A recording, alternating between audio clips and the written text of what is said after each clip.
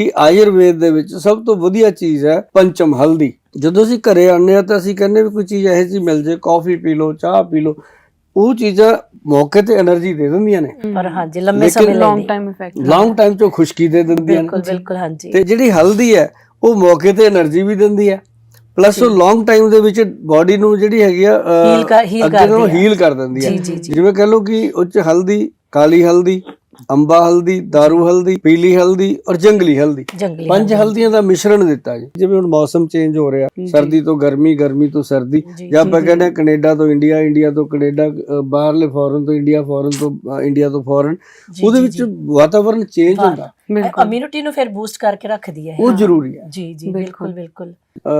ਕੋਈ ਵੀ ਲੇਡੀ ਆ ਬੱਚੇ ਨੂੰ ਜਨਮ ਦਿੰਦੀ ਹੈ, ਉਸ ਤੋਂ ਬਾਅਦ ਪੰਜੀਰੀ ਬਣਦੀ ਹੈ। ਹੁਣ ਇਹ ਤੇ ਮੈਂ ਤੁਹਾਨੂੰ ਗੱਲ ਦੱਸਦਾ ਜੀ, ਉਹ ਜਿਹੜੀ ਵਿਚਾਰੀ ਬੱਚੇ ਨੂੰ ਜਨਮ ਦਿੰਦੀ ਹੈ, ਪੰਜੀਰੀ ਤਾਂ ਬਣ ਗਈ ਪੀਪਾ ਭਰ ਕੇ, ਉਹਨੂੰ ਮਿਲਦੀ ਨਹੀਂ, ਉਹਨੂੰ ਕੌਲੀ ਵੀ ਨਹੀਂ ਮਿਲਦੀ, ਸਾਰੇ ਆਸੇ-ਪਾਸੇ ਵਾਲੇ ਖਾ ਜਾਂਦੇ, ਉਹ ਆਏਗਾ ਹੀ ਖਾ ਜਾਂਦੇ ਸੀਗੇ। ਤੇ ਇਸ ਕਰਕੇ ਜਿਹੜੀ ਪੰਜੀਰੀ ਆਪਾਂ ਸਿਰਫ ਉਹਦੇ ਤੱਕ ਸੀਮਿਤ ਨਹੀਂ ਰੱਖਣੀ, ਇਹ ਪੰਜੀਰੀ ਅਸੀਂ ਉਹਨਾਂ ਬੱਚਿਆਂ ਤੋਂ ਸ਼ੁਰੂ ਕਰਨੀ ਹੈ ਜਿਹੜੇ ਬੱਚੇ ਹਾਲੇ ਮਤਲਬ ਗਰੋ ਕਰ ਰਹੇ ਨੇ, ਹਾਰਮੋਨਲ ਬੈਲੈਂਸ ਐਂਡ ਬੈਲੈਂਸ ਚ ਚੱਲ ਰਹੇ ਨੇ। ਜਿਵੇਂ ਮੰਨ ਲਓ 11-11 12-12 ਸਾਲ ਦੇ ਬੱਚੇ ਨੇ, ਬਹੁਤ ਜ਼ਰੂਰੀ ਹੈ ਉਹਨਾਂ ਤੋਂ ਲੈ ਕੇ ਵੱਡੀ ਉਮਰ ਤੱਕ, ਕਿਉਂਕਿ ਜਦੋਂ 11 ਸਾਲ ਦੀ ਕੁੜੀ ਹੋ ਗਈ, 10 ਸਾਲ ਦੀ, ਉਹਨੂੰ ਪੀਰੀਅਡ ਸ਼ੁਰੂ ਹੋਣੇ, ਮੁੰਡਾ 11-12 ਸਾਲ ਦਾ ਹੋ ਗਿਆ, ਉਹਦੇ ਵੀ ਮੁੱਛਾਂ ਬਣਨੀਆਂ ਨੇ, ਉਹਦੇ ਵੀ ਹਾਰਮੋਨ ਚੇਂਜ ਹੋਣੇ ਆ। ਤੇ ਉਸ ਟਾਈਮ ਜੇ ਇਹ ਜੜ ਦੇ ਵਿੱਚ ਪਾਣੀ ਦਿੱਤਾ ਜਾਵੇ ਪੰਜੀਰੀ ਵਾਲਾ, ਗੱਲ ਹੋਈ ਤੁਹਾਡੇ ਪਾਣੀ ਦੇ ਗੀਤ ਵਾਲੀ, ਵੀ ਜੇ ਜੜ ਚ ਉਹ ਪੰਜੀਰੀ ਵਾਲਾ ਪਾਣੀ ਦਿੱਤਾ ਜਾਵੇ ਤਾਂ ਜਿਹੜਾ ਬੱਚਾ ਲਾਈਫ ਦੇ ਵਿੱਚ ਪ੍ਰਫੁੱਲਤ ਹੋਊਗਾ,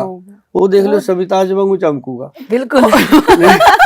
ਜਿਹੜਾ ਆਮਲਾ ਹਰੜ ਬਹਿੜਾ ਨਾ ਜੀ, ਹਾਂਜੀ, ਇਹਨੂੰ ਬ੍ਰਹਮਾ ਵਿਸ਼ਨੂੰ ਮਹੇਸ਼ ਦਾ ਨਾਮ, ਹਾਂਜੀ, ਤੇ ਇਹਨੂੰ ਤ੍ਰਿਦੇਵ ਦਾ ਨਾਮ ਦਿੱਤਾ ਗਿਆ ਨਾ, ਇਹਨੂੰ ਤਾਂ ਹੀ ਆਪਾਂ ਤ੍ਰਿਫਲਾ ਬਣਦਾ ਨਾ, ਤ੍ਰਿਫਲ।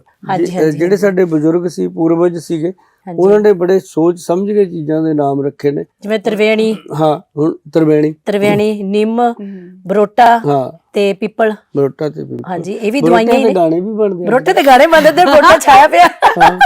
ਉਹਦੇ ਚ ਹੁੰਦਾ ਕੀ ਹੈ ਕਿ ਬੰਦਾ ਨਾ ਖਾਣਾ ਖਾਂਦਾ, ਚਾਹੇ ਉਹ ਦਿਨ ਚ 2 ਵਾਰੀ ਖਾਏ, 3 ਵਾਰੀ, ਕਈਆਂ ਨੂੰ ਤਾਂ ਕੁਛ ਵੀ ਚਾਹ ਪੀਣ ਸਾਰੀ ਜਦੇ ਟਾਇਲਟ ਜਾਣਾ ਪਊਗਾ, ਲੈਟਰਿਨ ਦਾ ਪ੍ਰੈਸ਼ਰ ਆਊਗਾ, ਕੁਛ ਵੀ ਨਹੀਂ, ਪੇਟ ਖਰਾਬ ਉਹਨੂੰ। ਅੱਛਾ, ਕਈ ਕਹਿ ਦੇਣਗੇ ਜੀ ਇਹਨੂੰ ਤੇ ਉਹ ਹੋ ਗਿਆ ਆਪਣਾ ਵੀਟ ਅਲਰਜੀ ਹੋ ਗਈ, ਉਹਦਾ ਅਲਰਜੀ ਟੈਸਟ ਕਰਾ ਦਿੰਦੇ ਆ। ਉਹ ਜਦੋਂ ਅਲਰਜੀ ਟੈਸਟ ਹੁੰਦਾ ਉਹ ਚ 150 ਚੀਜ਼ਾਂ ਤੇ ਹੋਰ ਨਿਕਲ ਆਉਂਦੀਆਂ, ਵਿਚਾਰੇ ਦਾ ਖਾਣਾ ਪੀਣਾ ਬੰਦ ਹੋ ਜਾਂਦਾ, ਜਦ ਕਿ ਉਹਨੂੰ ਹੁੰਦਾ ਕੀ ਹੈ, ਹੁੰਦਾ ਸੰਗ੍ਰਹਿਣੀ ਰੋਗ ਆ।